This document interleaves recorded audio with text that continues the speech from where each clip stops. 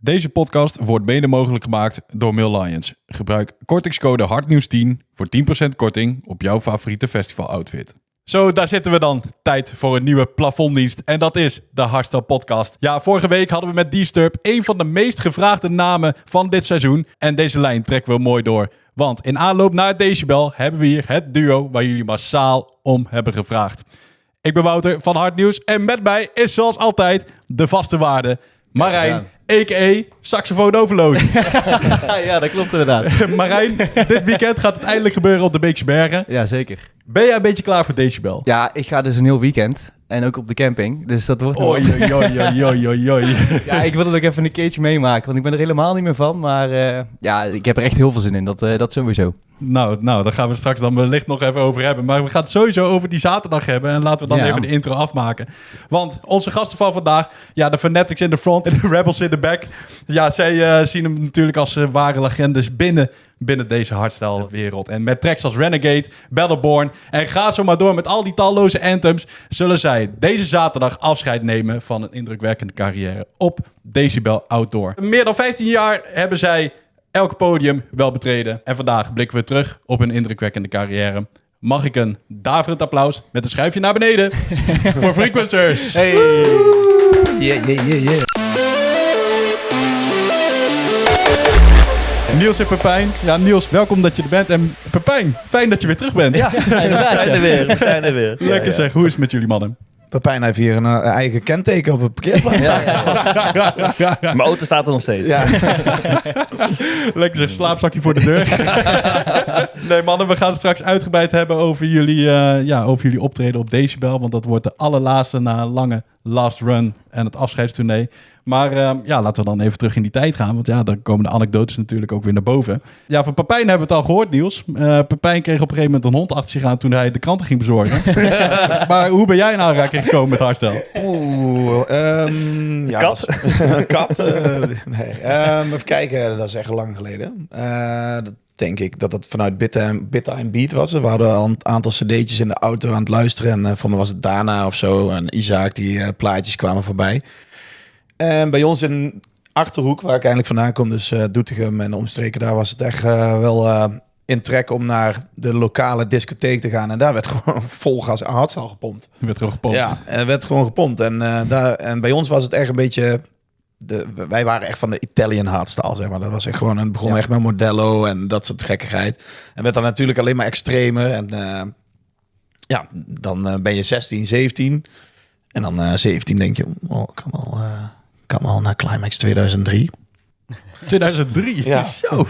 Ja, dat gaat wel lukken, denk ik. Ja, toen was hij nog geen 18. Dus toch wel gewoon gegaan en heen gegaan. Dat was dan mijn eerste goede grote feest. En ja, daaromheen, toen was zeg maar de stempel gezet. En kom je niet meer vanaf van die passie. En eindelijk zo doorgegaan. 2004 In Control ook allemaal. Dat was dan, er zat wel een tijd tussen. Dat was In Control 2004 dat ik eerst de volgende keer weer ging. Was trouwens ook maar een halfjaartje trouwens. Ja, want voor mij was Climax in november. En want dat was de eerste keer in het Gelderdoom. En vanaf toen, elk weekend, na elk feest. En toen dacht ik op een gegeven moment ook van... dit wil ik zelf ook. Ja. Ja, want voor degenen die het nog niet hebben geluisterd... Wolf heeft plaatsgenomen al op deze bank. Of ja, trouwens, deze keer is het een andere bank natuurlijk. En daar vertelt hij ook uitgebreid over hoe jij in aanraking bent gekomen met hardstyle Pepijn. Ja, met die hond, hè? Ja, met de hond. Dus. Ja. Maar ja, dat was natuurlijk Wolf. Vandaag gaan we het hebben over Frequencers. En hoe zijn jullie dan bij elkaar gekomen? Want ik hoor jou net zeggen, je komt uit Doetinchem en je zat in de Italian hardstyle. Nee, ik kwam niet uit de Achterhoek, nee. Precies. Dat kan je ook al horen, denk ik. Mijn accent is al een beetje vertroebeld. Ja, dat wel, ja. Ja, wel echt een leuk verhaal eigenlijk. Want de vraag gekke is dat de laatste tijd veel meer wordt dat heb ik niet kunnen vertellen natuurlijk nog afgelopen keer. Maar het verhaal is een beetje zo van... Ik maakte de muziek en ik wou heel graag dat iemand mijn muziek ging draaien. Dus uiteindelijk ben ik via, we noemen het altijd e-darling, maar dat was eigenlijk gewoon via MSN. Ja. kwam ik volgens mij van... Vincent? Ja, The Vision. The Vision. Vision, ik kreeg een nummer Of e-mailadres, MSN, kreeg je een e-mailadres toegestuurd. Ja, precies. Ja, dat was Nick Koster. En dat raakte een beetje aan de praat. En ik zei van, ik maak muziek. En hij zei, nee, maar ik draai. Dus oké, hier heb jij mijn muziek en draai maar. Dat kwam eigenlijk voort uit, er was toen echt een beetje een ding. 4FM had je toen. Dat was eigenlijk een online radio. 4FM, ja. En daar begon ik. Ik ging draaien en had ik me eigenlijk weer een beetje tussen geluld. Ik kon nog helemaal niet goed draaien in het begin. En toen had ik uiteindelijk ook een cd spelen. En toen deed ik vinyl en cd spelen draaien. Dus in het begin alleen vinyl en dan live recorden. Op mijn zolderkamertje. Respect voor mijn buren. Want ik mocht altijd op de laatste tijdstip nog steeds gewoon van 10 tot 11 lopen beuken. En toen kreeg ik steeds betere tijd. Omdat ik leuke setjes draaide, denk ik, of iets. En toen in één keer was het dan de beste tijd wat je kon hebben op 4FM was heel gek. Of het was zondagavond of maandagavond. Voor mij was het een maandagavond van 10 tot 11. What? Was het na de Frikadelle Show? Of, Dat was na de Frikadelle Gang. Ken je hem nog? Ja, de Frikadelle Gang. Maar dat was echt, van mij was maandagavond 10 tot 11. Moet ik even zoeken. Ja. Maar dan kon had je toen ook al een DJ-naam? Ja, Faistos was dat. Oh, dat was Faistos. Ja, natuurlijk. Ja, de god van het vuur en het staal. Maar dat was ook mijn gamingnaam. Het was echt, vroeger, of 4FM was echt groot. Echt een dingetje. Ja. Als je nu nog zoekt, dan live sets. Mensen vragen nog steeds om bepaalde live sets van echt, dan praat echt over 12, 13, 14, 15 jaar bijna. Maar wij elkaar kennen is 20 jaar. Ja. En we hadden gewoon een live counter, maar het ging gewoon richting 12, 13.000 luisteraars op een avond. Dat is niet verkeerd, hoor. Op een frikandellenavond. Op de frikandellen. Dat was echt, dat liep ook echt goed. De kracht van 4FM toen de tijd was. Nou, maar je had ook, zeg maar, als jij een plaat had gemaakt, weet je, dan je was toch niet bekend. Weet je, niemand van de grote DJ's die draaide jouw plaat. Ja. Dus hoe ga je dan opvallen? Via 4FM. Ja. Dus dan had je bijvoorbeeld Niels draaide, maar er zijn nog echt gewoon andere die... hele planning, hè? Er was gewoon elke avond wel iets op die radio. En dat was jouw moment van, nu kan ik mijn plaat laten horen aan de menigte. En zo viel je dan ook op. En zo is het ook van, ik denk met Frequency ook een beetje begonnen. Wij draaiden gewoon de platen die ik dan maakte. Ja. En Niels draaide die dan. En dan was het echt zo van, dit wordt wel opgekomen. Ja, want ik draaide dan en toen zei inderdaad via Vincent, kreeg ik pingetje van Pepijn op MSN. En ik reageerde niet gelijk, ging heel zo online. Zo'n bus sturen. Ik denk, wie is deze hete boy? Maar, voor de jonge luisteraars, MSN was zeg maar het vroegere WhatsApp alleen al op de computer. Ja, zeker. Nou, en toen hebben we eigenlijk... toen zei Pepijn, kan jij deze plaat draaien? Ik zei, klinkt tof, gaan we doen. Gedraaid. En toen werd er eigenlijk al een beetje...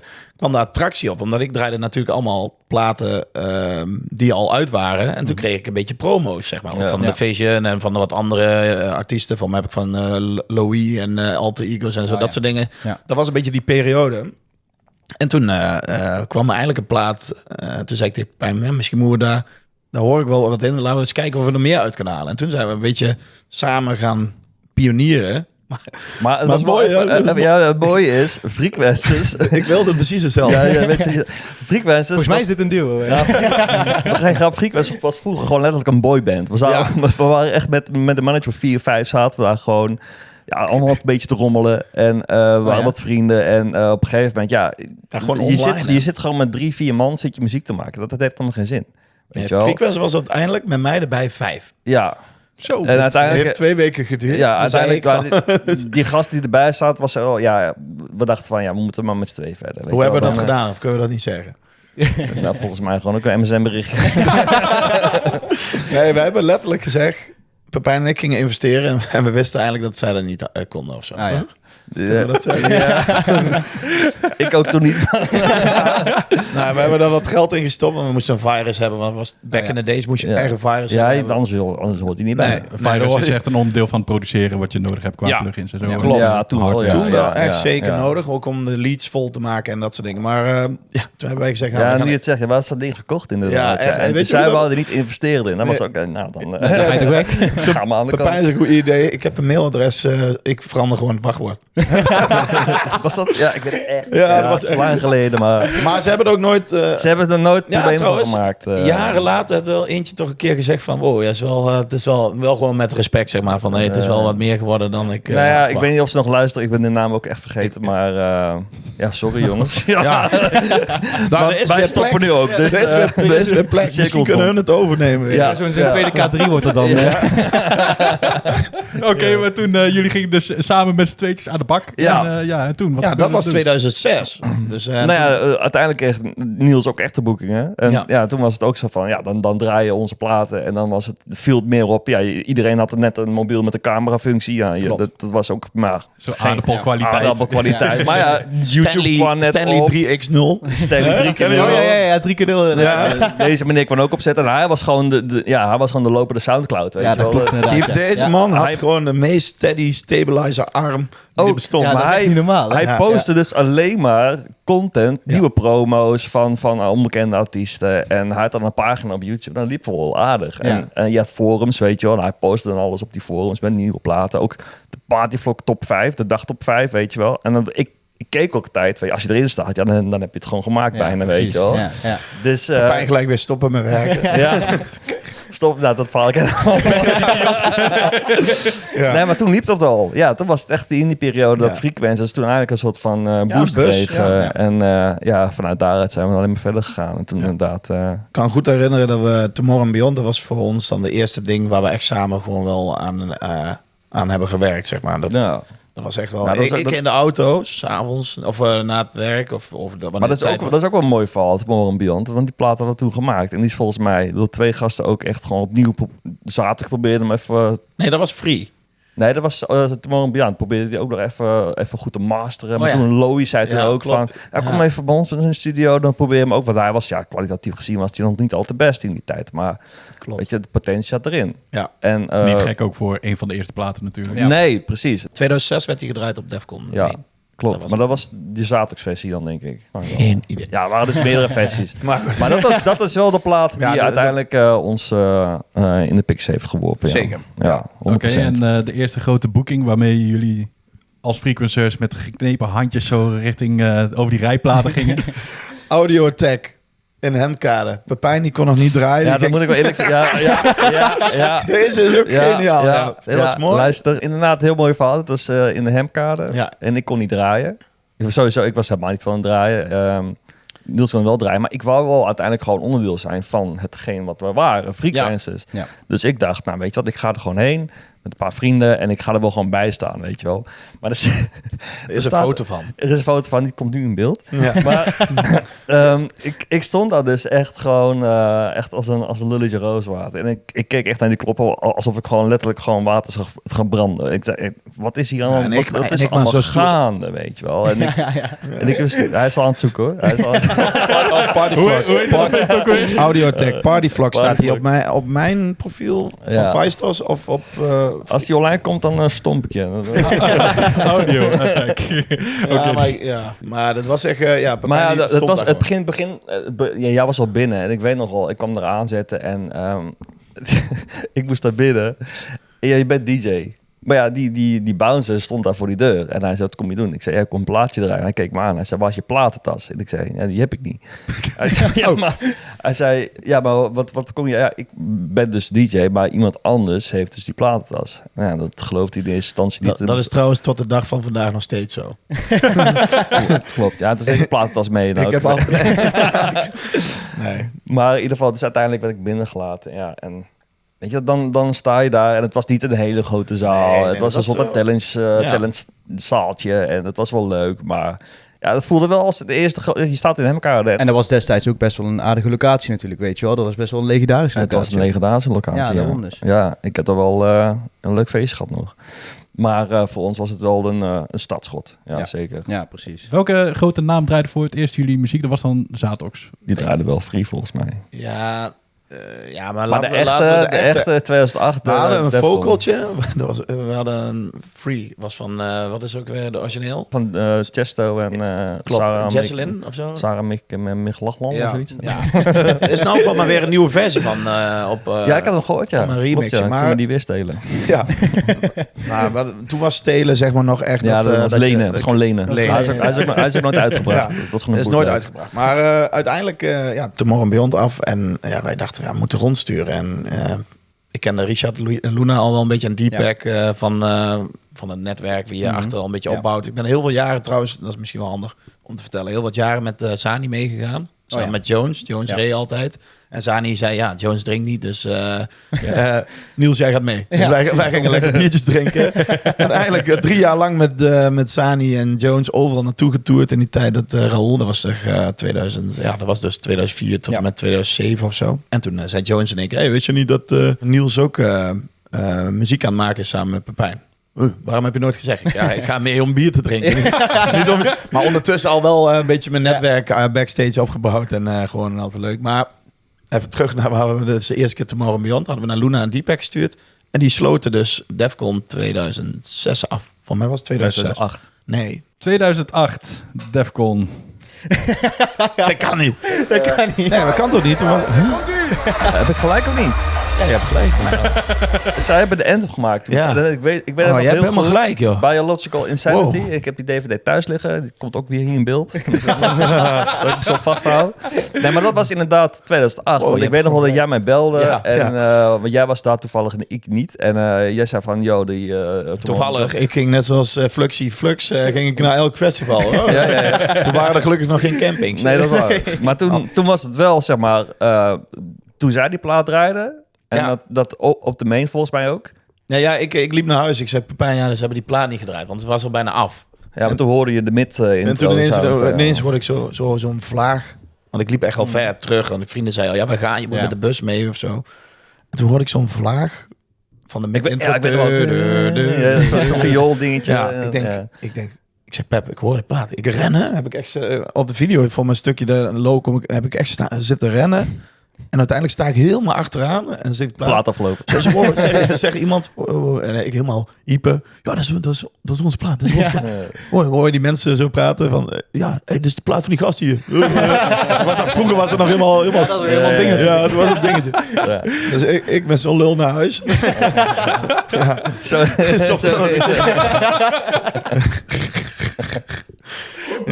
Straks gaan we nog meer van dit soort anekdotes pakken over al die jaren. Ja. Eerst gaan we even door naar onze vaste rubriek. En dat is de plafonddienst.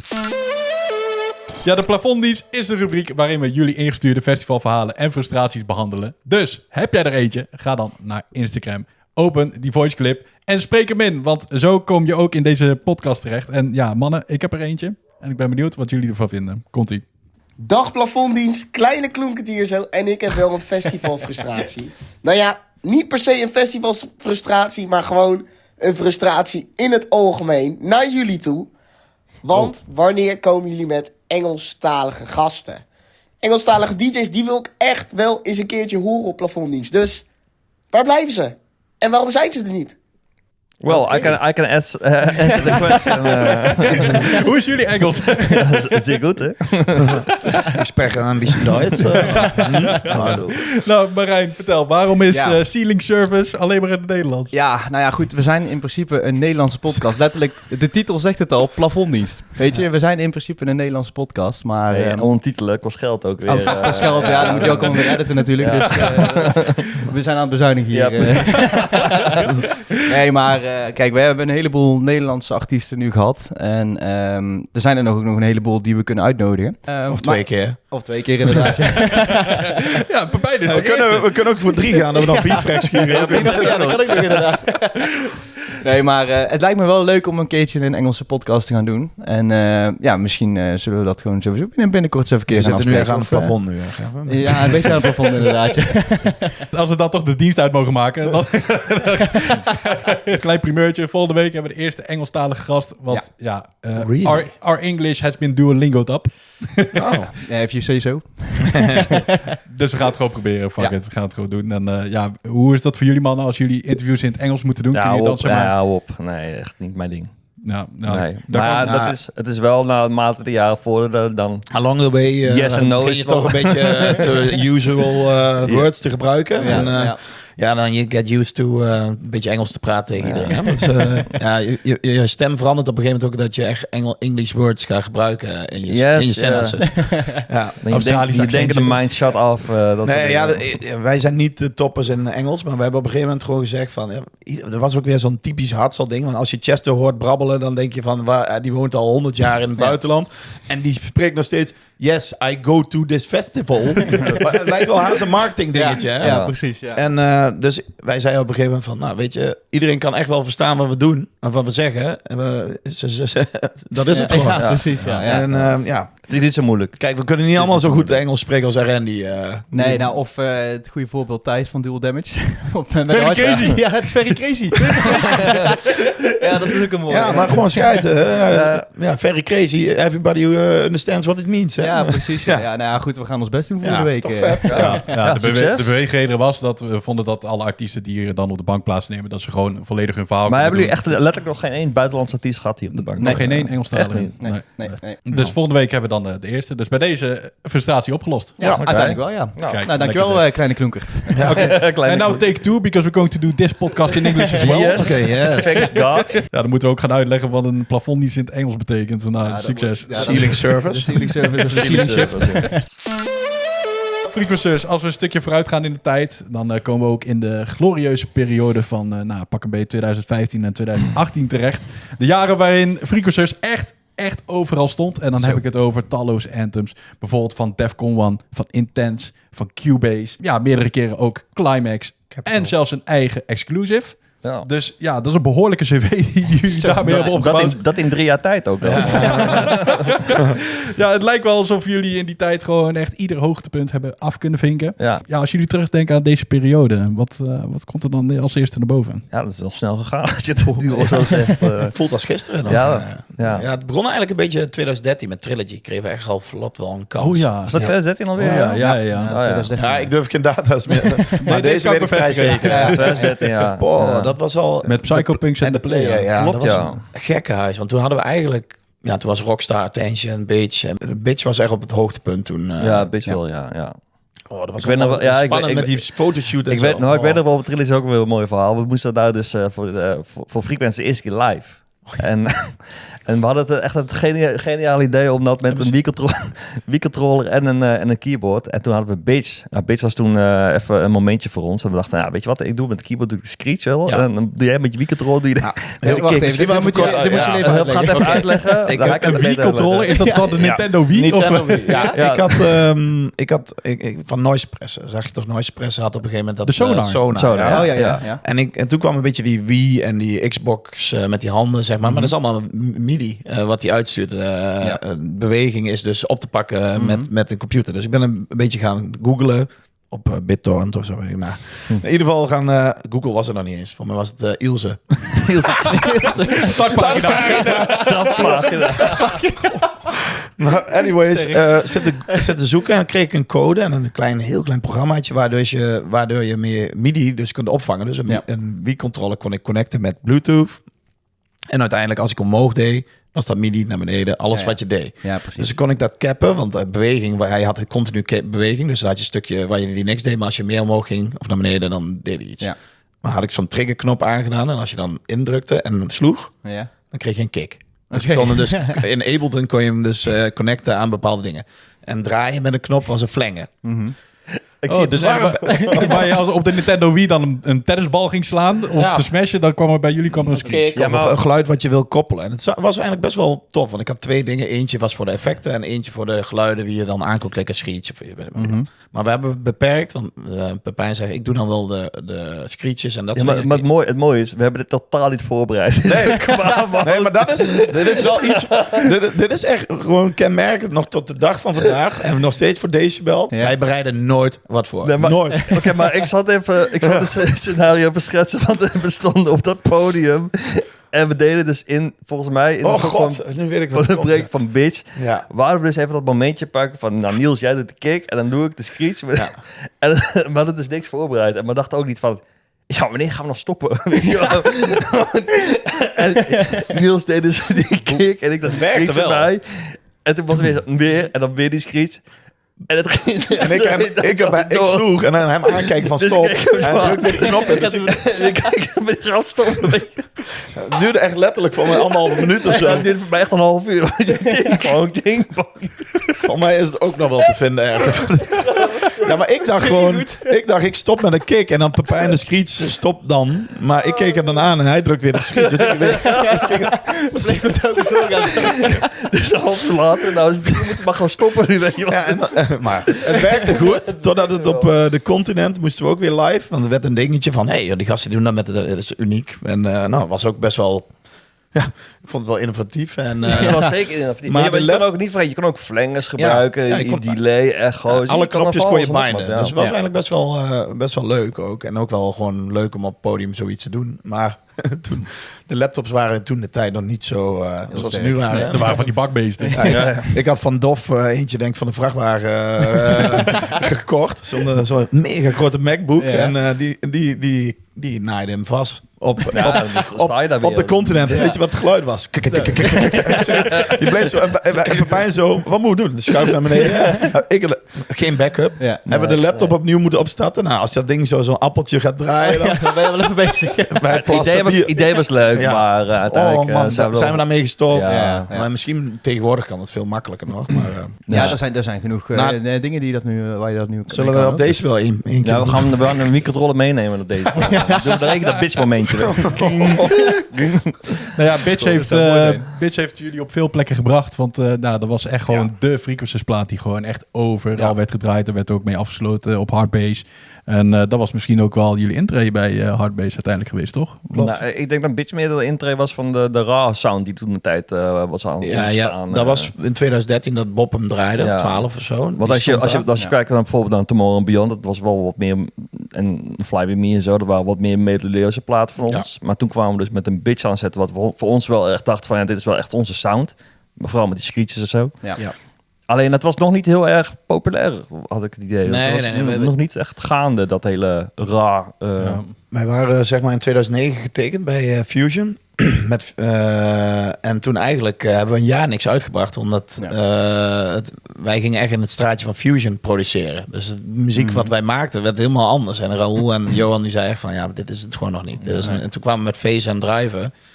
Maar een leuke plaat hoor, maar dat voelde niet als van dit is de frequentie. En toen werden we een beetje vrijgelaten en toen gingen we weer onze eigen muziek maken. En ik weet nog dat Johan en Raoul het eerst echt helemaal niks vonden. Want wij gingen die lange screeches en dat soort dingen doen. En toen hebben ze toch, toen draaide Bob Bitch uiteindelijk. Er zaten wel plaatjes tussen.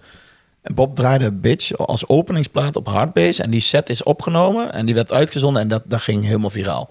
Ja. En toen begon het te lopen. Wie is Frequencies? En toen eigenlijk Bitch werd de eerste hit. Maar daarna kwam Revolution, was al eerder uit. Ja, maar... En die werd daarna Ik denk wel, Bitch is wel, tekende wel zeg maar onze sound op dat moment. Ja. Want toen dachten we echt van, oké, we hebben nu wel iets te pakken waar we ons allebei ook gewoon goed bij voelen. En dachten van, dit is echt onze unieke sound. Ja. En vanuit daaruit zijn we wel echt verder gaan borduren. Ja, en in zekere zin ook een wat guurdere kant van Frequencies uiteindelijk, weet je. Ja. Dus, guurder? Ja, ik vond hem... Grimmig. Ja. Zo bedoel ik. Maar ik moet ook eerlijk zeggen, het was niet zozeer zo bedoeld of zo. Want als je ook naar Bitch luistert, natuurlijk, die mid is best wel stevig. Maar de melodie zat ook gewoon maar die screeches waren wel echt gewoon From Darkness, zeg maar. Waren wel die kwamen echt uit de onderste hel. We werden door andere collega's werden we gewoon... wat waren het ook weer? Ja, zeehonden. Dode zeehonden of zo. We zagen het als een compliment. Nee. Maar in die tijd dat hij in het Gelderdoom werd gedraaid, Bitch, dan je had op dat moment echt het idee, dit kan niet harder dan dit. Welkom in 2025. Op dat moment was het wel vol. Daarom dachten we ook, het is niet echt te plaatsen zo wat we maakten. En daarom maakte het ook wel weer uniek, vond ik. Ja, en van daaruit kwam eigenlijk dan Trilogy en toen ging alles lopen. En eigenlijk kwamen we dan, om dan te zeggen 2015, komen we aan. Dat was onze volgende. We hebben meerdere posities ingenomen, zeg maar. Zo zie ik het al. De Bitch was de echte doorbraak. En de echte, nog meer doorbraak was Wolfpack. Dat was 2014, 15, zeg maar. 15 volgens mij. En weet ik nog, Pepijn en ik hadden Getting Off en Wolfpack tegelijk af. Ongeveer. In diezelfde periode. Ja. Echt gewoon, er zit 2 weken tussen voor mij. En toen zeiden we nog, welke zal het beter gaan doen? Maar toen, geen idee meer wat jij zei of ik zei. Toen hadden we, deden we in een maand 12, 13 boekingen. Echt gewoon van hot naar her. En die plaat aan het draaien. Toen werd mijn Wolfpack gelijk wel beter opgepakt. Omdat mensen wilden graag wat meedoen. Ja. En eigenlijk pas jaren daarna werd Getting Off, dat meeschreeuw gebeuren. Dat was echt pas richting 2017. Ja, maar ik weet dat Wolfpack toen we draaiden toen op Defcon. Maar werd Getting Off dan niet ook een beetje overschaduwd door de Wolfpack? Dat kan, ja, zoiets. En het was ook best wel een moeilijk... Ik vind Getting Off nog best wel een stevige... Vooral de mid-intro ook inderdaad. Ja, die hebben we er wel gauw uitgeknipt. Ja. Nee, maar ik denk, ik denk dat Wolfpack heeft natuurlijk een wat meer lading. En dat was ook wat meer feestgehalte. En misschien was het dat ook wel op het moment ook wat mensen misten een beetje. Melodie en meedoe. Wij hadden op een gegeven moment echt een meedoe-melodie. Zo noemden we dat. Hè? We moeten een meedoe-melodie maken. Schuif je naar beneden. Ja, schuif je naar beneden. Ja, jullie hebben eigenlijk gewoon karaoke hardstyle uitgevonden. Ja, dat is wel een goeie, ja. Maar nee, Getting Off, die doet het nu eigenlijk gewoon beter dan Wolfpack, ja.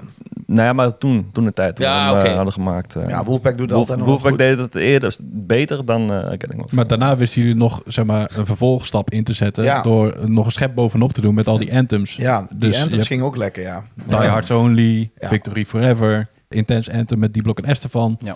Capital Anthem hebben we ook nog gedaan. Ook nog. Dat is 2014. 2014, ja. Ja, nee, dat wordt je voor gevraagd. Het was echt wel mooi om dat misschien te vertellen. Die Hearts Only, zeg maar, Cubase. Wij wilden al naar Defcon Main. Daar wilden we, dat zaten we op te pushen.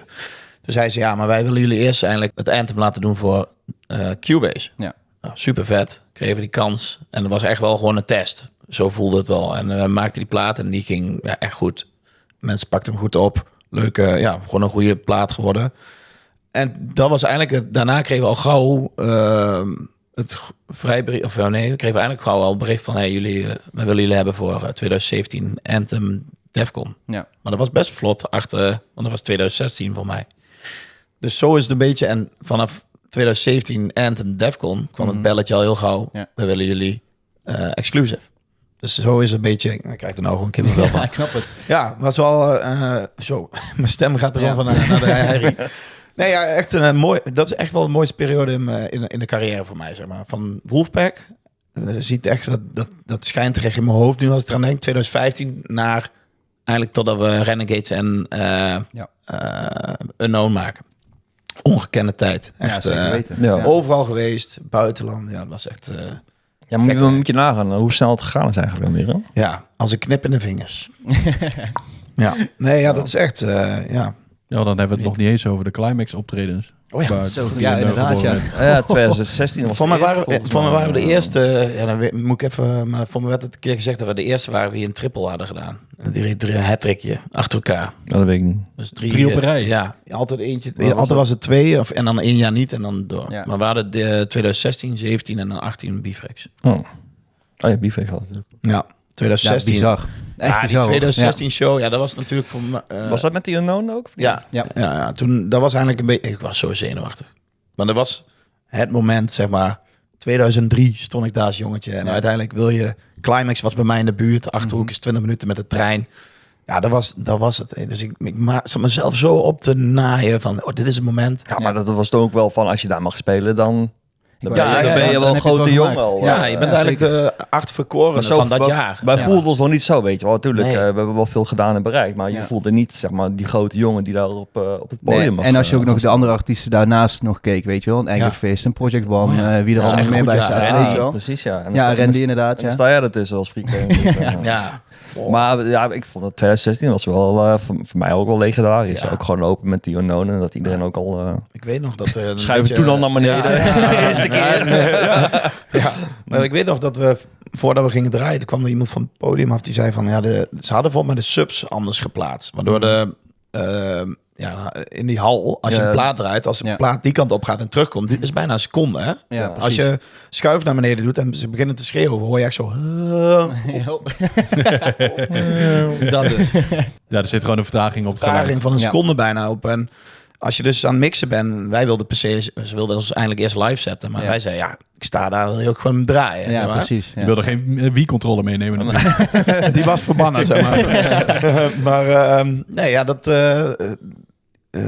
toen zei iemand van, je kunt bijna niet horen. Ja. Ik denk, oh shit. Ja, Ja, ik was precies. al zenuwachtig. Ja, maar dan gaat ze dat voor, dan moet je Ja. bijna optreden en dan kom je, jongens, er zit een vertraging in het geluid. Dus Ja. daar hadden we even rekening mee. Wij zeiden, ja, maar dat is Hoe dan? helemaal in. Ja, toen zei ik Verkeerde tegen moment, Pepijn, weet je wel. ik zei Pepijn, we moeten mixen op de koptelefoon. Dat heb ik nog nooit dat is gedaan. echt zeker niet. Dat heb ik nog nooit gedaan, zeg ik. Ik zei, nou, dat moet wel. Nou ja, uiteindelijk is het goed gekomen, maar ja. Ja, het is wel kut. Als je voor je eerste keer daar moet staan op zo'n groot feest en dat je dat te horen krijgt, dan denk je, dan ga je wel in stressmodus. Ja, maar dat kan ik En, begrijpen. weet je wat het kromme is? Voor mij hebben we dat 2017 pas gedaan, maar 2016 is voor mij echt een waas. Ik weet niet eens meer. Nee, je 2016. kijkt in het publiek, maar je neemt het helemaal niet op. Nee. Je bent alleen maar...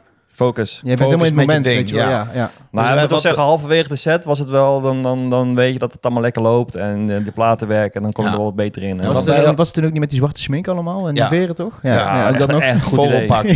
Mijn buurjongetjes noemen het altijd de vogeldans. Maar ja, serieus.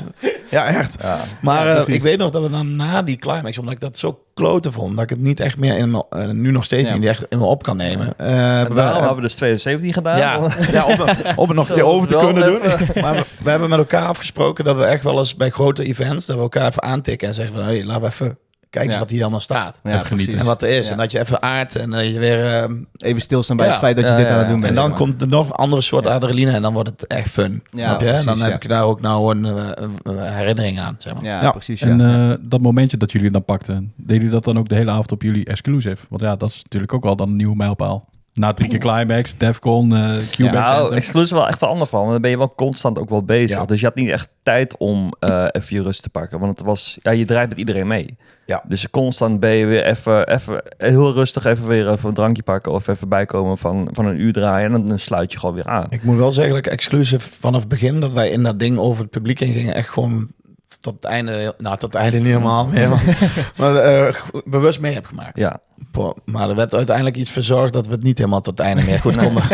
nee, maar dat was wel mooi. Ja, zeker. Nou, Nee, dat is exclusief. Nee, dat is, ja, het hoeft niet. Nee, er ging, maar voor me weet iedereen er wel. Er ging een en ander mis. En wij hadden 3 maanden aan stealth mode gewerkt. Oh ja. Dat verhaal. En dat het niet op de letters kreeg. En toen kregen wij als troostprijs om te wachten.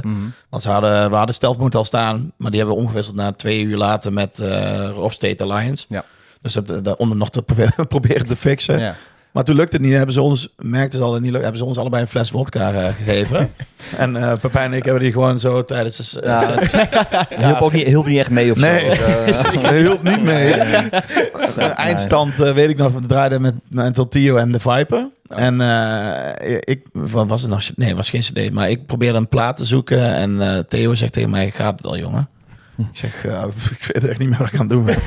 Wie zei- ben jij? Ja, Pepijn en ik zijn letterlijk voor mij in de boer tegen de monitor aangezet. Ja. Een drankje getoost Ja, en dat was het. dat hoort En iemand wij maken het wel af, zeiden ze. Dus, ja. was prima. Ja. Nou, goed, geslaagde exclusive. Zo Ja, te zeggen. zeker. Ja, zeker. Ja. Nou, mooi zeg. Ja, dat zijn behoorlijk dan anekdotes. Zo. Ja, Ja, als jullie dan nu zo aan het terugkijken zijn, ja, wat doet het dan met jullie?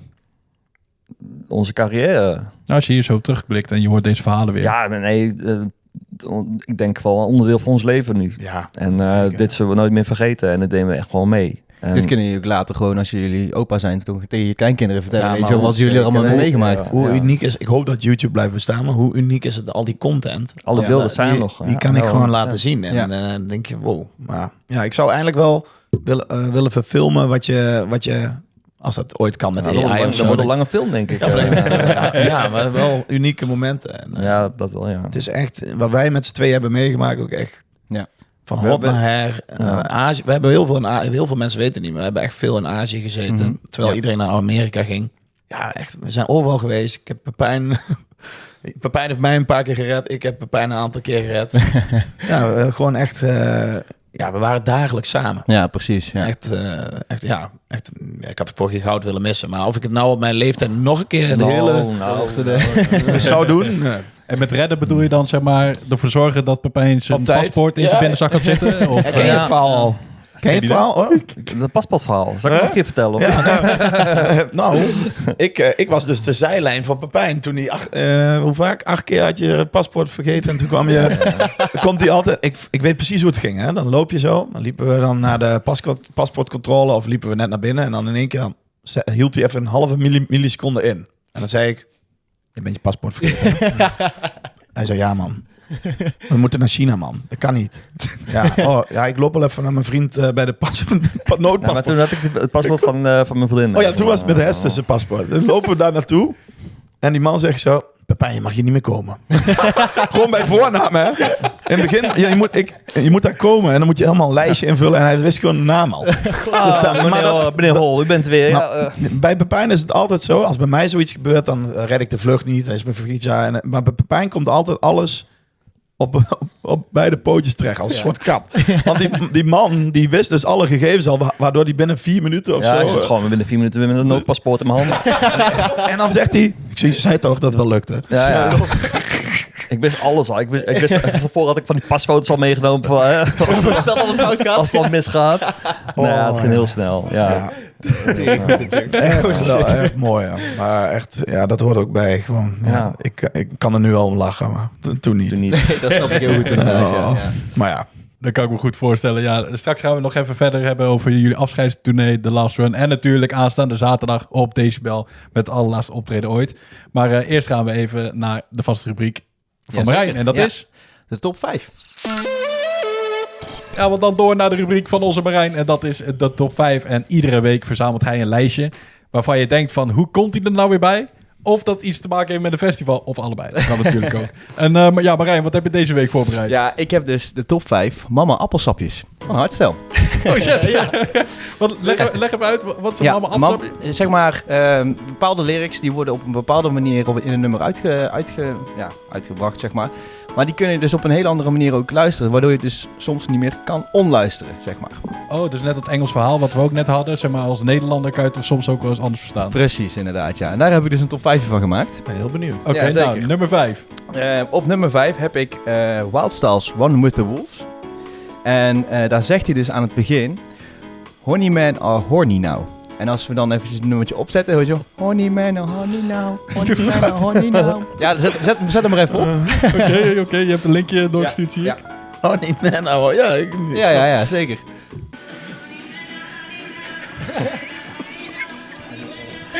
Dat is toch gaaf. Honey nou.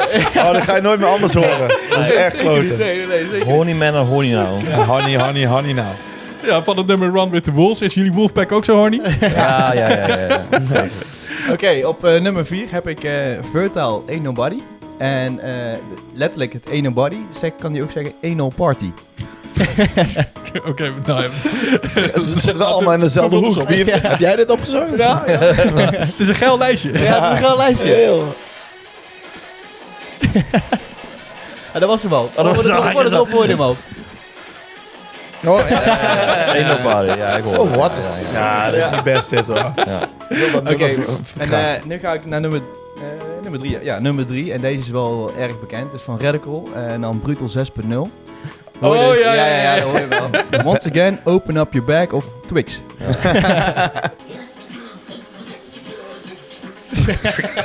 Maar ik weet nog, er stonden echt mensen gewoon met zakken met Twix in de zaal. Ja, zeker. Ik denk, wat is dat nou? En toen hoorde ik het later. Ja, maar geniaal. Oké, op nummer 2 heb ik Rebellion, Sempiternal. Dan hoor je dus, this is Sempiternal. Maar wat de mama appelsap is, dus this is Sempiternal. Hoe? Ja, is dat een woord? Ja, Sandpit Turtle. Sandpit Turtle. Ja, dit was op een zandkuilschildpad. Dit is een omgedraaide appelsap. Want eindelijk wat je... Ja, en de titel heet Sempiternal. Wat is überhaupt Sempiternal? Ja, geen idee. Ja. Geen idee. Geen idee. Maar ja, Sempiternal, ik heb ook geen idee wat dat betekent. Je moest dat opzoeken. Maar dit stond dus, dit was in die community vroeger van Facebook, Rasta United, had je dus... Shout-out RSU. Ja, precies, shout-out RSU. Was dit dus een heel ding, dat het de Sandpit Turtle was, zeg maar. Oké, nou, laten we even luisteren. Ja. Sempiternal. Het zal wel een meme zijn geweest of zo. Sandpit Turtle. Maar ik heb dus nu op nummer 1 deze... Saving the best for last. Ja, over geld gesproken. Dit is van Angerfist Street Fighter. Oh. Heb je dus Jump Motherfucker, there is semen on my shit. Ja. Ja. Maar dan dacht ik echt letterlijk dat het dan was. Ja, precies. Dat is het niet. Dus er zit zaad op je poep. Alweer in hetzelfde, hè? Dat wordt ook veel erger dit. Zit in hetzelfde straatje weer, hè? Oké, nou ja, oké, laten we even deze nummer 1 erbij pakken.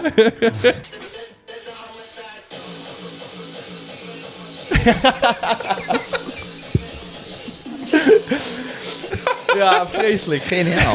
Ja, vreselijk goed. Oké, nou, zaad op je poep. Springen. Ja, wij hebben er eentje in een vriendengroep. Ik weet niet welke het is. Van mij wat zelfs. David, ik ben David. Welke is er nog? Ik ben David. Die hoort die plaat van Oh, dat is Project One. Ja. Maar ik hoor dat niet. Ik ben David. Moet maar eens horen. Misschien moet ik hem even goed luisteren. Welke is dat? Ja, nou, ga maar. Ik ben David. Ja, we hebben toch David in MC Dash. Onze, Ja, ik ben maat. David. Ah, zo ja. Zo is die ontstaan eigenlijk. Dan zei hij, hey, dat lijkt net... Ik ben David. Mama Appelsappie. En David Appelsappie. Ja. David appelsapje. Lekker zeg, nou, uitstekend lijstje. Ja, even snel tussendoor, want zoals je misschien wel weet, kost het maken van de podcast simpelweg veel tijd. Daarom willen we jou één dingetje vragen. En dat is, mocht je nou op YouTube zitten kijken, abonneer dan even. En mocht je nou op Spotify luisteren, geef dan even die 5 sterren beoordeling. Want we zitten op die 5.0 op meer dan 700 beoordelingen. Ja, dat is echt dat bizar. is serieus, hoor. Dus zeg maar op Google Maps reviews, dan zou ik meteen naar dit restaurant gaan. 100%. Laat sowieso even een comment achter wat je van deze aflevering met Frequencers vindt. 4 sterren. God, heel die Facebook... Ja, Frequencers, dan door naar Decibel Outdoor. Want na meer dan 15 jaar zetten jullie aanstaande zaterdag een punt achter jullie carrière met het allerlaatste Frequencers optreden. Een bizar moment. Ja, voor jullie, ook voor fans, kan ik me voorstellen. Maar laten we even om het verhaal compleet te maken. Zeg maar, wat is voor jullie de reden geweest dat jullie zeiden van, nou, weet je wat, het is mooi geweest? Wie wilde beginnen? Jij? Ja, begin maar. Oké. Corona. Even denken, waar ga ik beginnen? Corona was een beetje de periode, dan alles stond stil. We hadden echt een mega monsterlijke agenda in 2020 nog. We gingen echt van hot naar her in Azië en in Europa. We waren nog lang niet klaar. Nou, dus uiteindelijk, ja, zoals iedereen weet, werd het uiteindelijk een beetje stilgezet. Voor ons heel moeilijk om zonder publiek muziek te maken, om die vibe te voelen wat mensen nodig hebben. Want je evalueert met de mensen hoe je een track maakt. Nou, we allebei ook wel een beetje moe gestreden na al die jaren had. Ik kreeg een soort van, ja, ik weet niet of het een burn-out is, maar ik zat echt niet lekker in. De muren kwamen op me af. Gewoon tijd om even bij mezelf te komen. Beetje gaan nadenken. Nou, na corona zijn we weer begonnen. En toen merkten we eigenlijk als het ware, het leek net of een soort van resetknop was ingedrukt. Ja. De jeugd was opgevoed, zeg maar, die waren 16 toen de corona begon. Ja. 18, 19 toen we weer open moesten. Dus die waren echt voor onze doelgroep. De mensen die 18 waren, die waren 21. Dus het is een groep van 6 jaar wie nog niet van Frequencers heeft gehoord misschien. Dus ja, we hebben echt wel een beetje een klap gehad daar in onze populariteit. En de muziek was echt veranderd, vond ik. En in mijn zin, no hard words naar de anderen, maar voor mij, ik voelde niet die muziek. Ja. Het was veel harder geworden, veel minder melodie, passie en het schuifje naar beneden. Vooral. Het was meer gewoon het rebelse moest er een beetje uit. Er moesten zoveel mogelijk prikkels komen in een track. Ja, en wij hebben wel een beetje aan meegedaan. Toch zei ik tegen Pepijn ook wel eens, dit zijn wij gewoon niet. Het is niet we kunnen zo'n track maken en het klinkt ook wel goed, maar dan merk je toch dat er niet die passie in zit wat er bij die andere platen wel altijd in zat. Nou, hebben we nog een beetje gekeken van, we gaan weer terug, maar dat sloeg dan niet helemaal aan. En ik heb altijd gezegd, ik wil stoppen als het nog leuk is. En als het op het hoogtepunt eigenlijk is. Nou, het hoogtepunt, of dat het dan is na corona, weet ik niet. Het moment kwam daar dat ik dacht van, het is niet meer... Maar weet je wat ook een beetje speelde? We hadden altijd wel een soort van doel met Frequencers. Je was altijd wel ergens naartoe, weet je wel, dan... Ja, met anthems of met nummers of whatever. Ja, wat we net echt concreet hebben geschetst met... je ging dan van Defcon Anthem of van Cubase Anthem naar Defcon Anthem. We hadden altijd wel een doel planning, in de studio. Het was niet zo dat je we gaan maar zitten en we kijken wel. Nee, we hadden altijd wel iets van... we gaan nu echt hiervoor zitten. Ja. Alleen na corona misten we gewoon die doel. Ja. Weet je, we hadden echt We hebben ook zoiets alles gedaan. We hadden alles gedaan. Dus dat was het ook al wel. Ook. Ja, inderdaad. En natuurlijk, we wouden wel een doel hebben, maar dat kregen we gewoon. We kregen gewoon geen gevoel van, oké, hier moeten we maar voor gaan of zo. Heel lang heeft dat stilgestaan. Ja. En op een gegeven moment was het ook zo van, ja, dan gaan we maar dingen proberen. En als je dat gaat doen, weet je wel, gewoon uit een soort van wanhoop dingen maar gaan proberen, dan dat werkt echt averechts. Nee, dus de passie voor de muziek is en dat zit, je hoort het, ik ben vanaf 2003 ga ik naar die feesten en ik voor 3 weken terug of zo was ik op Dominee. Dat vind ik ook als bezoeker, ik vind het nog steeds geweldig. Maar de passie voor het optreden en de muziek maken, ik kreeg er buikpijn van. Ik dacht van, ja, dit willen we niet. We willen altijd, je wil niet dat Frequencies uiteindelijk overgaat naar caféfeestjes en dan langzaam niet meer bekend is. We hebben een legacy gebouwd en daar ben ik heel trots op. En ik zei tegen Pepijn, ik voel hem niet meer, man. Ik voel hem niet zo meer als het eerst was. En toen hebben we nog gezegd van, we gaan nog. Toen hebben we Déjà Vu bedacht. Hebben we nog een heel plan bedacht.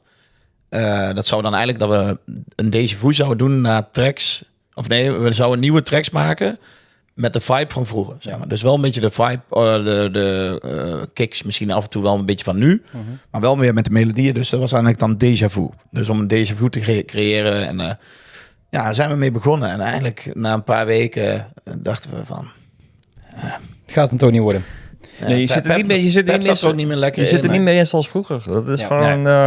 Kijk, als die niet meer in De zit. jus was er vanaf, zeg maar in die zin. Ja, maar moet je even nagaan, ook terugrekenen hoe lang we al bezig zijn met Frequencies en hoeveel we er eigenlijk al hebben. Voor mij 173. Ik denk dat we echt het maximale uit Frequencies hebben gehaald op dat moment ook. Ja. En tuurlijk, je kan het makkelijk gewoon nog langer maken en nog veel meer dingen bedenken. Maar op een gegeven moment is inderdaad. Nou, wij wilden champions.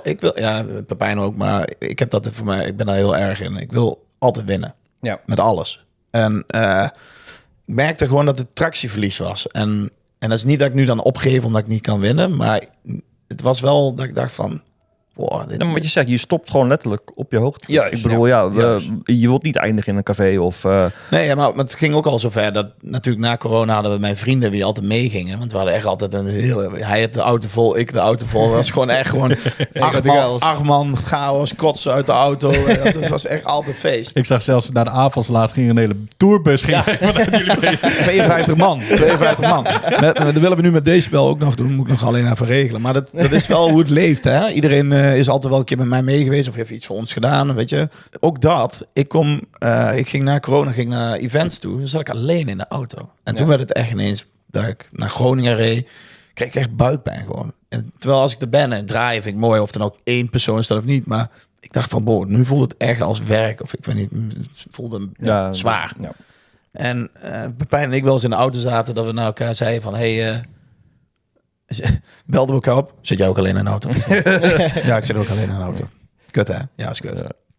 En dat soort dingen, dat telde het allemaal op. En daarnaast heb ik, misschien om de reden dat ik echt dan de kogel door de kerk, voor corona al in een bedrijf geïnvesteerd en in corona wel wat aan gedaan. En uiteindelijk is dat bedrijf ging echt als een raket. En die hadden mijn hulp nodig met wat strategisch en bedrijfsdingen. En dat ontploft. Uiteindelijk gaf dat mij ik liep letterlijk door het huis en in één keer kreeg ik echt zo'n ingeving. Nu moet je het doen. Ja. En dat het en voordat je daar ik wil ook met Pepijn geen scheve gezicht en het is gewoon fair om ook dat zo te doen. Ja, zeker. Ja. Dus ja, toen kwam het, weet ik nog, oktober of november of zoiets, kwam ik in de studio. Ik zei, Pep, ik vind het echt kut. Maar wij hebben eigenlijk nooit zulke gesprekken. Dus in de studio, stoel tegenover elkaar. Ik zeg, ik moet even praten. Hij zat nog te pingelen. Toch nog in de hoop dat die melodie kwam. Ik zei, Pep, ik moet echt even met je praten. Ik zei, ja. Dit vergeet ik ook nog. Ik maak het uit. Ik maak het uit. Gewoon net als je gewoon als vriendin, weet je wel. Ja, ik maak het uit. Ik ben vreemd gegaan. 15 jaar. Ja. Zo gelukkig was het dan niet via MSN. Goede tijden, slechte tijden moment. Nee, ik zei natuurlijk zag ik erbij ook wel een beetje hangen. Natuurlijk, want ik ken dus ook wel. En het was niet als ik daar echt van raar van opkeek. Maar het voelde wel natuurlijk van, oké, nu is het menens, weet je wel. Nu is het echt gewoon klaar. Ik ga ermee stoppen. Ik zat daar, ik keek echt gewoon een beetje dood vooruit. En ik dacht van, oké. En alles flitste door mijn hoofd. En nu gaan we echt stoppen. Ja. En, maar besef ook, hè, we zitten in een pand die we in 2017 hebben gekocht. Met 3 studio's verbouwd. De studio was net pas echt helemaal top-notch want we hebben nog weer opgeüpdate. Alles is... En dan ga je in één keer... Ja, je trekt gewoon een stekker eruit. Ja, dat is wel precies. echt een... Ja. Dat doet me gewoon wel pijn. Maar dat is, inderdaad, het is in één keer dropt die bom. Maar het was in, volgens mij januari. Ja, januari is een beetje, ja. Want Intens 24 hebben jullie het... Wat het afgelopen jaar dan? 2024. Sorry, 24, 24 jaar. Ja. Dus dat is alweer... Ja, dus daar zitten 3 maanden tussen over hoe we het gaan doen en alles. En toen hebben we eigenlijk gezegd van, nou doen we op Intens. Out of the open vertellen dat we tot... Even goed luisteren iedereen. Want nu wel luisteren. Ja, tot zomer 2025 zouden we draaien. Niet 1 boeking. En niet 1 boeking, want we krijgen elke keer, lijken wel soldaat van Oranje. Wegens succes verlengd. Kunnen we altijd nog doen natuurlijk. Maar dit krijgen we zo vaak te horen. Maar eigenlijk zelfs de puff om het uit te gaan leggen online op een filmpje. Die was er al niet meer. Nee, zeg maar. Nee, begrijp ik. Op Intens 2024 toen hebben jullie aangekondigd van dat er een afscheidstournee zou komen. Ja. 1 keer toeren, dus niet 1 keer draaien. 1 maar keer toeren tot 25. En we wilden heel graag nog die AFAS doen. Ja. Die AFAS is voor ons, omdat het echt Nou, dat was met Exclusive Frequency was het gewoon een mega succes. Ja. En dat zouden we nog een keer gaan doen. En ik denk, en ook wij dachten van, als we nog eens een keer een feest mochten doen, dan moet dat gewoon een iedereen zei laatste festival, maar ik durf echt niet te concurreren. Wij wisten niet hoe want we wisten echt, we kregen op socials en zo niet echt tractie meer. En ik dacht van, weet je, volgens mij hebben wij het nog wel eens over gehad van, hoe staan jullie nou in de markt, hè? Dat soort dingen. Maar ik durfde niet een festivaltent ergens neer te zetten of iets en dan tussen al die drukte van het festival een duur festival op te zetten. Zelfs dat ga je in de laatste show failliet. Ja, dat zou ook nog wat zijn, weet je wel. Ja, precies. Nee, ja, dat dus. Gewoon in het festivallandschap waar we nu in zitten. Het is gewoon te druk. En toen kreeg ik via Remco van de Klis met Reinier hebben we wel eens contact en die zei, je moet met Remco van de Klis. Van Free Your Mind. Ja, die gaf ons een optie om een datum, 6 december was het. En hij zei, ik ga alles regelen, zei hij. En dan kunnen jullie daar komen. Ik zei, nee, dat gaan we niet doen. Nee. Ik ga alles regelen. Dat vind ik uitdaging. Hij zei, weet je wat doen? Dan mag je eerst even laten... ik help je een beetje mee. En toen na 3 weken, we hadden al zo'n plan. We hebben gewoon alle credits die we in de hele carrière hadden gedaan, hebben we samengevoegd. Toen zei hij van, dat kunnen jullie wel, ja. Dus hebben we best wel veel gedaan. En natuurlijk hebben we aan de zijlijn wel hun dingetjes meegekeken. Zoals ik was bijvoorbeeld al vergeten dat ik nog ambulancepersoneel en zo moest regelen. Maar dat soort dingen denk je niet over na. Of poortjes bij de ingang en zo. Maar het was wel leuk om een keer te zien. En toen kwamen we dus uit in laten we zeggen, de kick-off van de last run. Ja. Dat was 6 december. Het was eigenlijk een last marathon. Ja, de last run. Zo kan je het ook noemen. Nou, of een triathlon of een high rocks. Hoe je het maar wil noemen. Maar het was echt een dol jaar, hoor. Boah. Ja. En dan zaterdag de laatste. Ja.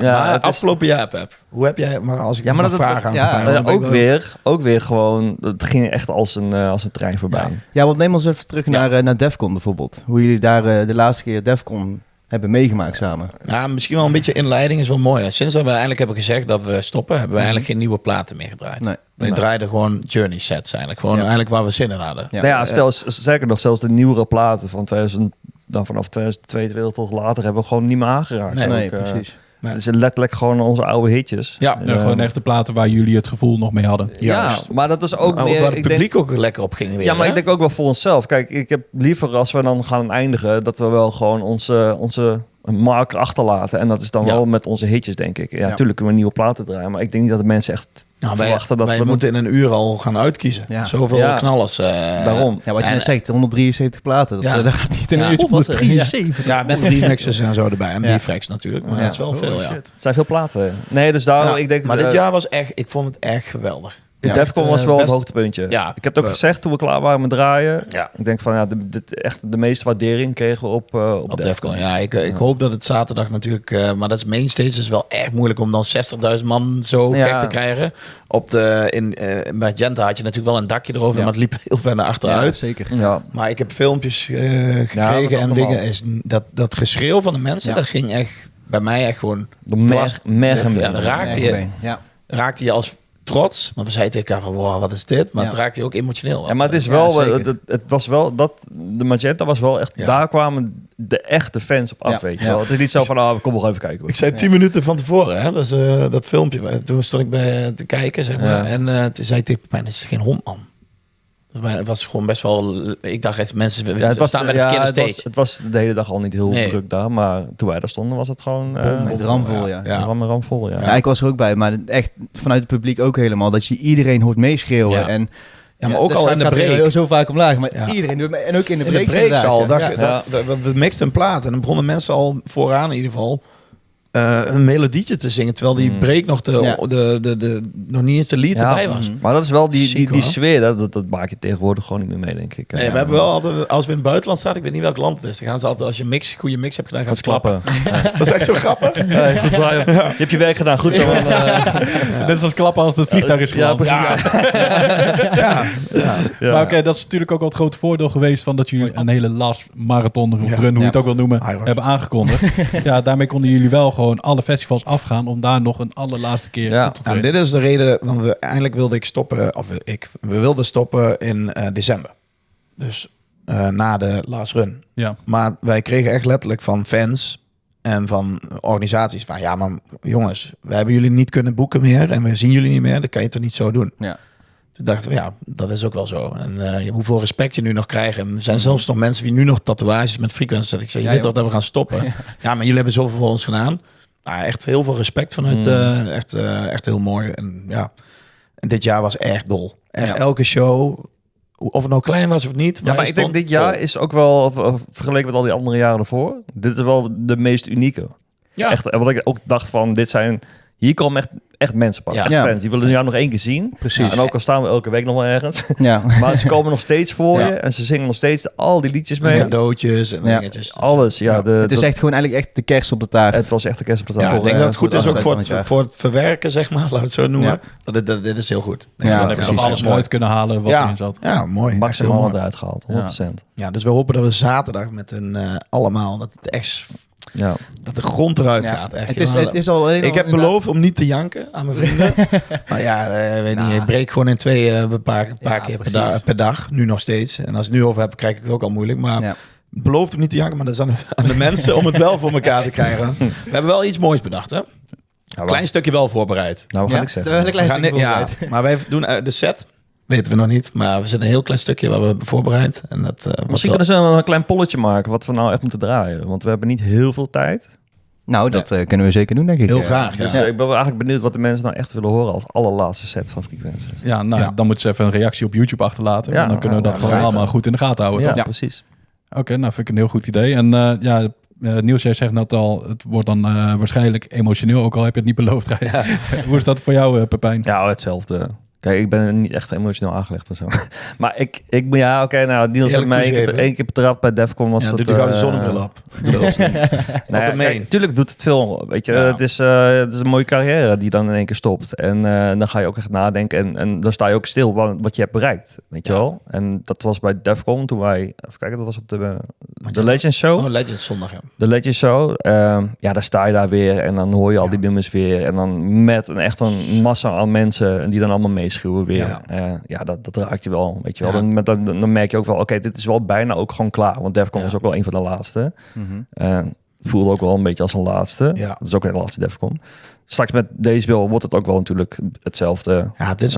Ik weet niet, het is gewoon niet dat je verdrietig bent dat je stopt, maar het is meer de waardering die je krijgt van de mensen. Ik ga die sfeer missen. Ja. Dat is het vooral. Gewoon de gezelligheid, de mensen die echt gewoon daar komen voor je, die meezingen. De Wolfpack. Het is niet normaal wat voor feedback je krijgt. Dus kun je niet als een normaal mens... We hebben ooit eens een keer voor Daylight moeten uit de vliegtuig Sky moeten diven. Toen zeiden wij, toen we op de grond waren, en we hadden ook wat vriendinnen. Mijn vriendin had ook gesprongen bijvoorbeeld. En van, weet ik veel, allemaal andere. Toen zeiden we, dit is een beetje wat je hier in 5 minuten merkt met dat springen. Ja. Dus wat wij ongeveer soms op een Defcon main of een Decibel main een uur lang hebben. De adrenaline eigenlijk, zeg maar. Zo. Ja, maar dat is flink hoor, als je dat een uur lang wekelijks moet doen. Als het echt aan is, hè, en dat je het bewust meemaakt. Niet dat je in je zone komt, dan is het soms lijkt het veel te lang. Ja. Maar dat is wel mee te vergelijken, ja. Het is echt overweldigend. Overweldigend, ja. Oké, nou en dan aanstaande zaterdag 3 kwartier lang. Ja. En qua voorbereidingen kunnen we alvast een kleine scoop erin Nou, fietsen? volgens mij Niels al verteld. Klein Wij zijn niet echt van de voorbereidingen. Dus Ja, er was nu een klein stukje voorbereid. What you see is what you get. Nou, we hebben natuurlijk op het einde hebben we nog wel iets moois. Ja. Maar Zo klein. nee, we gaan niks gaan geven. gewoon lekker kijken. Koop de Ja, kaarten, nee, man. het wordt wel speciaal en uniek. Dus Ja. Oké. ook echt alle hulp vanuit Beat West gehad. En die hadden echt... ik had een heel plan in mijn hoofd en we zaten daar. En eigenlijk hadden zij alles al Ja, tot in Oké. de je puntjes. hoeft alleen maar ja te zeggen. Ja. Ja. Nee, echt wordt heel vet. Ah, mooi man. Wees En dan, erbij. ja, Ben je erbij ook of niet? Ja, 100%. Ja, ik ben het hele weekend, dus ik Ja, moet het- gaan ik we moet dan wel- daarna dan... Mijn plan is wel, daarna gaan we echt... Ja, zeg maar. Ja. Oké, daarna gaan we echt keihard zuigen. Ik heb ben er erbij, zo'n ik ben erbij. zin in. Joh. Daarna gaan alle remmen los. Misschien is het wel... Want het duurde bij ons na Defcon al best wel lang voordat we weer op aarde waren. Maar ik wil gewoon het publiek in. En gewoon met iedereen Feesten. genieten. Ja, zeker. Niet alleen maar in die backstage hangen, maar gewoon met iedereen. Ja, na aanstaande zaterdag, dan is het dan afgelopen. Dan is de last run compleet. Ja, ik moet de vraag stellen, want in de hardstyle hebben we er nog wel een handje van. Laten we bijvoorbeeld even een Titan noemen. Dus een Titannetje, kom een keertje terug. Borai is een keertje terug geweest. Ja, zo kunnen we misschien nog wel even doorgaan. Ja. Zit er Willem? zoiets voor jullie in het vat? Nee, ik denk wel serieus gezien, ja, als er echt vraag naar is, weet je, en we weten gewoon, we willen nog eens een keertje onze hitjes draaien voor een leuk publiek. Ja. Ja, ik denk niet dat we nee gaan zeggen. Nee, het is niet dat ik de niet. muziek haat. En het is echt passie. Ik ga al zo lang naar die feesten. Dat blijft eeuwig, die passie Ja. blijft eeuwig zitten. Alleen bedoel ik. de plannen zijn gewoon anders. Maar ik ga zeker niet zeggen dat ik nooit meer op het podium ga staan. Ik vind het met Pepijn het is altijd een plezier. En we gaan het zeker doen, denk Ja, ik. Maar alleen er staat niet wat op de planning. Zeg maar. Nee. Nee, jullie sluiten gewoon in principe een hoofdstuk af, maar... Ja, want van het dagelijks deed je echt veel shows per jaar. Dus nu is het wel gewoon, gewoon goed. En dan zien we wel wat de toekomst het geeft. Zeg maar. Maar zeg nooit Ik nooit. zou misschien wel, dat zou ik wel heel graag, misschien ooit een keer een... Misschien kunnen we volgend jaar weer een AFAS doen. ja, AFAS. Ja. Ja, Nou ja, ik zou wel een AFAS en dan de reunie doen. Ja. Want iedereen blijft Ja, me ja, vragen ja. van, hey, dat was vet, kunnen we niet een reunie doen? Ik zeg, nou, Ja. misschien Je moet kan je nu het al je tickets kopen voor dit feest. ook- Mag ik nog één gek ding vertellen? En ik kreeg echt een stok in mijn nek van mijn vriendin. Ik had het ooit bedacht, Pepijn, dan moet jij ook nog even op je knie. Maar ik ben al een paar jaar verloofd, maar het moet nog gebeuren. Maar dat komt er nog niet van. Ik zou heel vet vinden, ik had het helemaal bedacht, in een klokgebouw met mijn familie en dan af laten rocken met mooie doeken. En dan tot 11 uur dan gewoon familie. En dan vanaf 11 uur is het open voor iedereen. En dan gewoon Frequences the Wedding. Holy shit. Oh, dat is fijn. Dat is wel vet, gewoon. Ja. Mijn vrouw en Hester dan ook in mooi in een jurk. Ja, koop hier je kaarten. Maar hoe vet is dat? Nee, dat is Ja, nog dat is nooit super gedaan. vet, Want wij ja. hebben ook natuurlijk onze birthday bash ook een keer samen gedaan Ja. in Culemborg. Dat was ook al geniaal. Ja. Wij hebben Ja. wel een leuke host. Gewoon doen. Ja. Gewoon Ja. doen. Maar jij moet ook. Jij moet je Nee, even op je nee, knie. zeker niet. Nee? Nee. Hey, Ken je dat Hester, verhaal- ik heb het geprobeerd. ken je dat verhaal niet dat ik allemaal vraag op Climax? Wat? Ja, ken je dat verhaal echt niet? Dat was dus de reden dat ik het dus niet meer wil doen. Ik wou dus ooit met haar... Ik ben al een geruime tijd samen met Hester. En ik wou het dus, denk ik, na Pas de op, eerste Climax wou ik het dus vragen. Dus ik dacht bij mezelf, nou, wat voor legendarisch moment is het als je je vriendin vraagt op Climax? Dus ja, ik dacht bij mezelf, oké, even laat me draaien. Zij staat daar ergens boven bij... ik weet niet of het frontverhaal of whatever. Ja. Ja. En dat er dan een spotlight op haar zou komen. En dat ik dan een microfoon zou pakken. En dat ik dan naar voren zou gaan. En dan zeggen Ja, van... In mijn hoofd was het geniaal. Maar ja, Hester kreeg daar lucht van. Oh, en ze kwam echt naar me toe. En ze zegt, wat denk jij zelf? Ja, want- Dit is echt, wat denk dit jij is echt zelf? domste. Jij gaat het gewoon niet doen. Ik zei... Nou, oké. Dan Ja, niet. dat En is jammer. sindsdien heb ik ook geen behoefte meer om te gaan trouwen met haar. Ik heb... nou, Nee, maar zij wil ik niet heb het trouwen. zaterdag dan voor jou.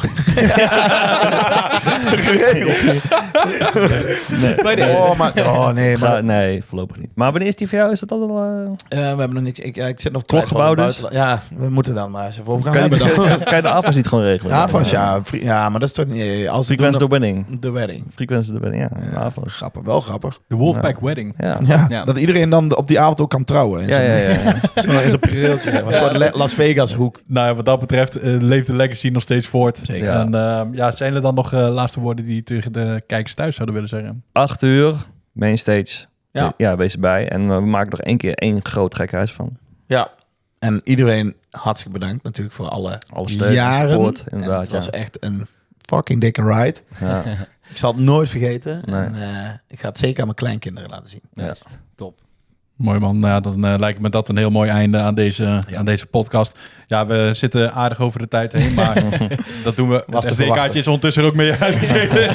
Daar zal je de montage niks van merken. Maar nee, voor deze gelegenheid, mannen, willen je ontzettend bedanken voor al die mooie jaren. Ja. Ik denk dat ik niemand zo vaak heb geïnterviewd als jullie. En sowieso, ja, we hebben net eigenlijk die Ride Down Memory Lane gedaan. Jullie zijn echt zieke legendes binnen de hardstyle. Dus ja, wat ik net al zei, jullie muziek blijft voortleven. Dus hartstikke bedankt dat jullie wilden komen. Dankjewel. Jij bedankt. Jij ook bedankt. Marijn, zaterdag. Ja, 100% bij. 100% bij. Ja, het is voor mij ook al. Ik ben er ook mee opgegroeid met jullie muziek. En dan is het alleen maar mooi om het ook zo nog af te kunnen sluiten op Decibel. Ja, dus zeker. Ik ga echt met volle teugen niet. Als we elkaar zien, dan gaan we een pilsje drinken. Dat komt helemaal goed. Bij deze afgesproken. Ja, lekker zeg. En het schuifje naar beneden. Yes. Voor de laatste keer dan. Niels en Pepijn, nogmaals hartstikke bedankt. En jullie weer bedankt voor het kijken en het luisteren. Volgende week, we're going to do this in English. So let us know in the comments what you think of it. Hè Marijn? Yes. Oké, perfect. Dit was Plafond Niets, de Hardstyle podcast. En tot de volgende dinsdag. Yo.